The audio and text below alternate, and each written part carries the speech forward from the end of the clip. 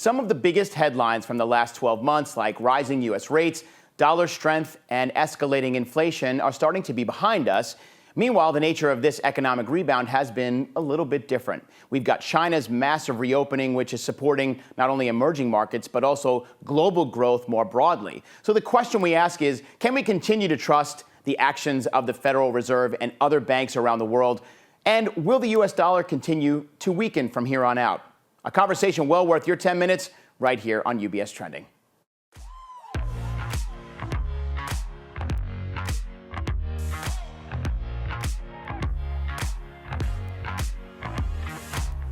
Hi, everybody, and welcome to UBS Trending. I'm your host, Anthony Pastore. We've got a great conversation happening today with my guest in the studio, Anupam Damani. She's going to give her perspectives to us from around the world. So, Anupam, great to have you here. I want to start because one of the things we're seeing here, certainly, is this kind of macroeconomic backdrop. We're talking about emerging markets, particularly on the debt side, which maybe for some of our investors, it's not one of the more commonly heard, investment themes that we're talking about here. But let's talk about central bank policy. How does that play into how you look at emerging market debt? Because, boy, there's so much action happening around the world.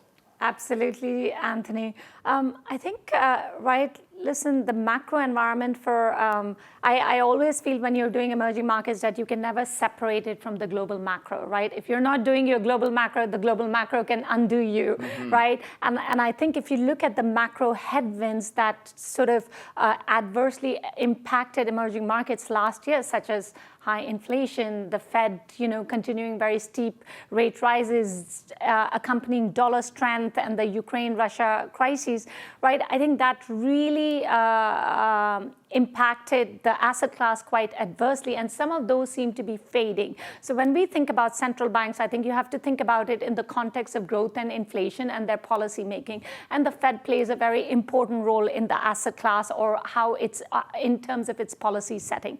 I think we've seen, a large part of the legwork in terms of policy hikes have already been done by the Fed. So I think we can say peak hawkishness is probably behind us. And as we move forward, increasingly there are concerns around financial stability, and maybe more policy calibration is needed as they move forward.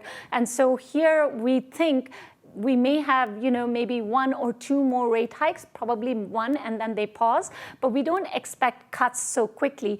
But an environment where the Fed pauses from very steep and historic sort of rate rises that we've seen last year is still a very favorable backdrop for the asset class. Now, once the Fed does move to eventually cutting, that will add further tailwinds. But up until then, even just the fact that we're not in this historic hiking cycle is positive for the asset class. Well, that's good to start off with. And let me ask you then, if we're looking at, now we're talking about EM specifically, what about the pausing of the central banks, particularly the Fed, as sort of the benchmark here? What gives you kind of that reasoning to say this is a good time to be looking at EM right now? Yeah, so oftentimes when the Fed pauses, that should allow it sort of should accompany with the dollar sort of weakening, because the Fed is pausing. Which we expect here to happen as well. Exactly, and the rate differential should go down. I think that in itself, the dollar weakening, impacts the asset classes through various channels, and I think that's very positive for the asset class. First being through the inflation pass-through, because currencies are now strengthening, so we have less of a pass-through to inflation. Secondly, external balances can be much more strengthened, and then the dollar debt stock that some of these countries or credits have should be much less negatively impacted, or should decrease in size. And I think so that's positive from that aspect. But I think what's really interesting is it also lends some positive momentum to maybe some of the EM central banks that have been well ahead of the Fed in terms of their hiking cycle to actually feel more confidence in cutting or starting their cutting cycle. How much of that do you think then, Anupam, was from the China reopening? Because we've been talking about that quite a bit here on the show. There was pent up, savings on the sidelines because the citizens of China were not allowed to even leave their homes, let alone go shopping or take vacations. Now they're out and they're doing all those things. How much of that plays into that perspective that you have?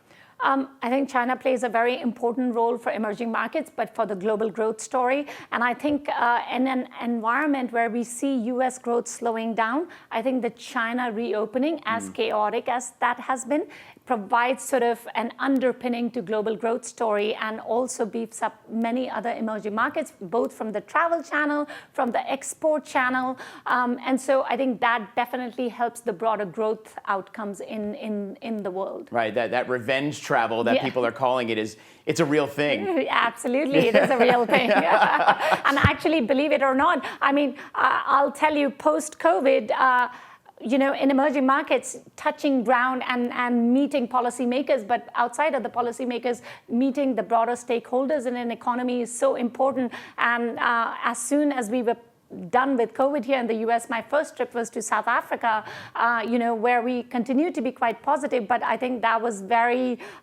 interesting to meet an economy that was still only beginning to open up while US had already opened up.